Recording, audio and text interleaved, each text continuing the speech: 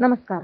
आपण बघत आहात विमेन्स 24 चॅनल. आज महाराष्ट्राची उपराजधानी नागपूर थक्क करणाऱ्या दृश्यांनी भरून आली आहे. महाराष्ट्रभरातून आलेले शेतकरी, शेतमजूर, कष्टकरी, दिव्यांग, मच्छीमार आणि मेंढपाळ बांधवांनी एकत्र येत इतिहास घडवला आहे. मागील अनेक दिवसापासून कर्जमाफी आणि इतर शेतकरी विषयक मागण्यासाठी सरकारकडे आंदोलन, निवेदन, मार्गदर्शक बैठका अशा सर्व मार्गांनी मागणी करूनही सरकारने मुद्दाम स्पेशल कानाडोळा केला. पण आता शेतकऱ्यांनी ठामपणे रस्त्यावर उतरत नागपूरचे रस्ते पूर्णपणे ठप्प केले आहेत. आमच्या ताकदीने आज नागपूरच्या रस्त्यावर एकही वाहन हललेलं नाही. हा फक्त आंदोलन नाही, हा संपूर्ण महाराष्ट्राच्या अस्मितेचा लढा आहे. इशारा: जर सरकारने आमच्या मागण्या तात्काळ मागण्या केल्या नाही तर उद्या दुपारी बरोबर 12 वाजता रेल्वे रोको करून संपूर्ण भारत बंद करण्याचा निर्णय घेतला आहे. हा लढा आता काही लोकांचा नाही, तो संपूर्ण महाराष्ट्राचा आहे. शेतकऱ्यांच्या हक्कासाठी, कष्टकऱ्यांच्या न्यायासाठी तुम्हा सर्वांच्या साथ समर्थनाची गरज आहे. आपल्या परीने शक्य तेवढी मदत नागपूरला पोहोचवा. आजचा हा